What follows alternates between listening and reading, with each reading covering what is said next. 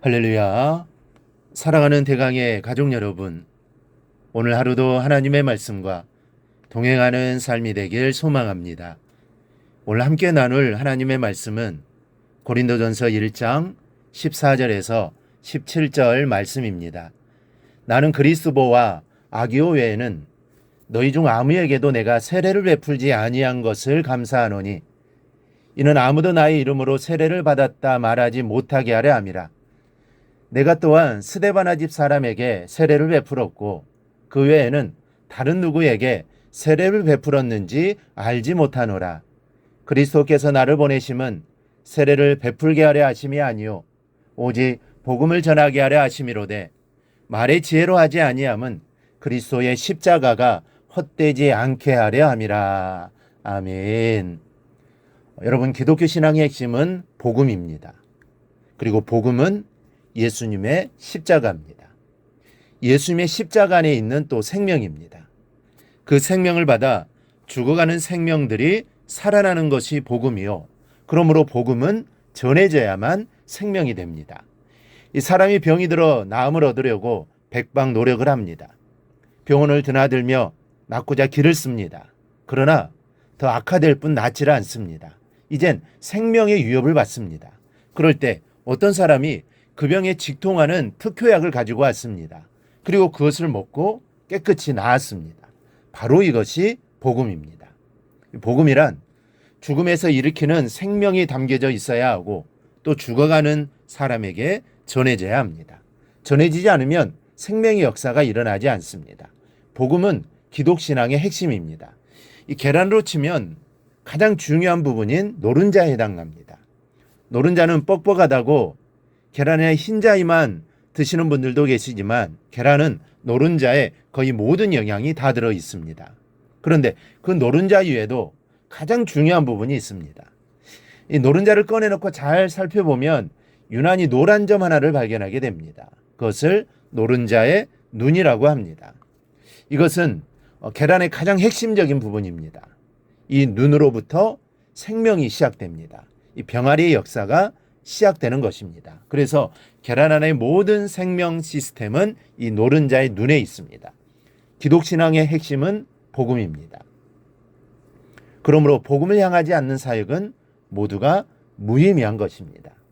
교회의 모든 모임, 또 모든 활동, 모든 힘과 모든 지혜가 복음으로 향하고 복음에 모아져야 합니다. 그래서 교회의 모든 시스템이 생명을 구원하는 가장 효과적이고 효율적인 것이 되어야 합니다. 그러니 아무리 성도들의 관계가 좋아서 서로가 없으면 못 살 정도로 가깝고 또 모든 것을 함께 나누며 살아간다고 해도 복음이 전해지지 않으면 그 친교는 친교가 아닙니다.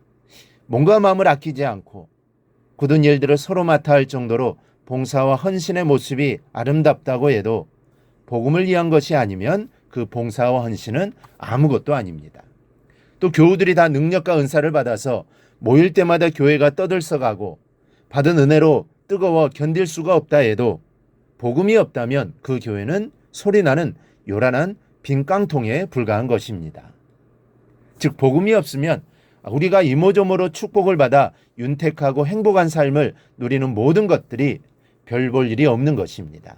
그러니 우리는 우리의 모든 힘을 오직 복음 사역을 위해 모아야 합니다. 모은 힘을 교회 밖에 죽어가는 심령을 위해 써야 합니다. 우리끼리 아무리 똘똘 뭉치고 재밌게 신앙생활한다 할지라도 복음을 위한 것이 아니면 오히려 하나님의 진노와 책망의 표적일 뿐입니다. 그러므로 복음을 전하지 않고 교회 안에서 갑론을 박아는 모든 것은 다 하잘것없는 것입니다. 그런데 고린도 교회가 이러했습니다. 이 복음을 전하는 일보다는 누구에게 세례를 받았는가? 이거에 더 중요했습니다. 그래서 모이기만 하면 떠들썩했습니다. 넌 누구에게 세례를 받았나? 나는 아볼로에게 받았는데 난 베드로에게 받았어. 난 바울이야. 다들 복음을 전하는 일보다는 이런 쪽에만 관심이 있었습니다. 그러니 문제가 생길 수밖에 없습니다. 분쟁이 생겨 서로의 가슴에 상처를 남기기 시작합니다. 이런 다툼이 얼마나 심했으면 바울이 이것을 주제로 일부러 이렇게 편지를 써서 보냈겠습니까? 사랑하는 여러분, 성도의 대화의 주제가 무엇이어야 합니까? 복음이 되어야 합니다. 두세 사람이 모였든 아니면 10사람, 100사람이 모였든 대화의 주제는 복음이 되어야 합니다. 누굴 전도하려고 하나 하는 얘기가 즐겨 나누는 대화가 되어야 합니다.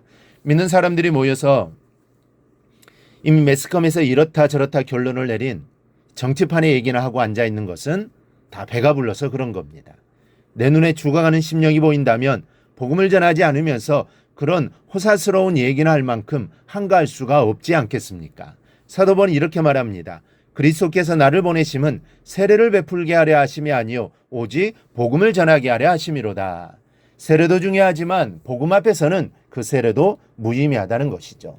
교회가 복음을 전하는 전진기지가 되어야지 전도는 등한시한 채 누구에게 세례를 받았는가만을 논쟁하고 주저앉아 있는 것은 교회의 본질을 잃어버리는 모습입니다.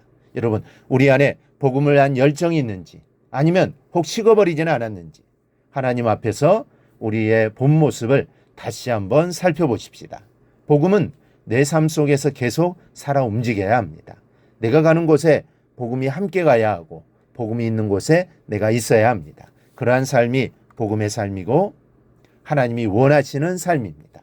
이제부터 우리의 삶의 자리가 어디이든지 늘 복음과 함께하는 삶을 살아가기를 바랍니다. 그리고 그렇게 살아가도록 기도하는 오늘 하루가 되기를 주님의 이름으로 축원합니다. 오늘 묵상한 말씀을 굳게 잡고 삶으로 실천하며 살아내는 대강의 모든 성도들이 되기를 축복합니다.